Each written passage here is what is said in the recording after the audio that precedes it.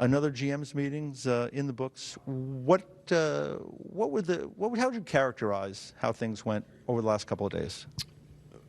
It was a good couple of days of camaraderie, collegiality, talking about the game. And I think the bottom line is the game's in really good shape, and that's the consensus of the managers. Little tweaks here, little tweaks there, but nothing fundamental. How have the meetings changed, even over the last 5-10 years? There are more general managers. I think they continue to evolve. The managers who are the heart and soul of the game, the touch and feel of how the game's being played, I think they continue to get even more engaged if that's possible. And at the same time, they're more competitive because the competitive balance is extraordinary, and I think they're all focused on what's good for the game and also how to win. Was there one discussion that intrigued you the most? There's never one thing. I know, when you're covering games, it's what's the score and what was the winning goal. To me, overall, it was focusing on the game and how it's really in a good place.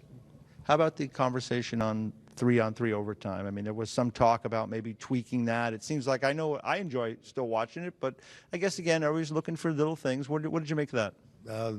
The fact is, once the discussion began, it was really very focused on the fact that our overtime is sensational and it doesn't need anything to be fixed. It's possible that we'll look at not switching ends, but I put that in the categories to tweak the fundamentals, the 5 minutes, how teams take possession of the puck and move it around, and then how all of a sudden you get an explosion of end-to-end action. It's exciting and it's fun, and most importantly, it's entertaining. How about the continued evolution of video replay? There's some talk about maybe reviewing plays like puck over glass plays. How do you feel that conversation is going? That conversation takes the form of we're not going to call penalties with video replay, but if in a particular case we can undo a penalty call that was a mistake, friendly fire with a high stick by way of example, then that's something we're going to look at. How about the season this year? I mean, and once again, we're coming down the stretch. It's crazy close for a bunch of different teams. From your perspective, where are we right now in terms of this season as we head towards the playoffs? Well, you and I have discussed this a number of times. I think our competitive balance is unmatched. So many of our teams are still in the hunt as we go down the stretch run. There are teams that are going to make and not make the playoffs by a point or two. And once the playoffs begin, we know anything can happen. So I think there's a lot of excitement and a lot of engagement by the media and our fans, and a lot of hope and anticipation in terms of who's going to be hoisting the cup at the end of this run. You mentioned the more general managers at the meetings. There's been some talk about maybe further expansion down the road. We've heard from different groups, different cities.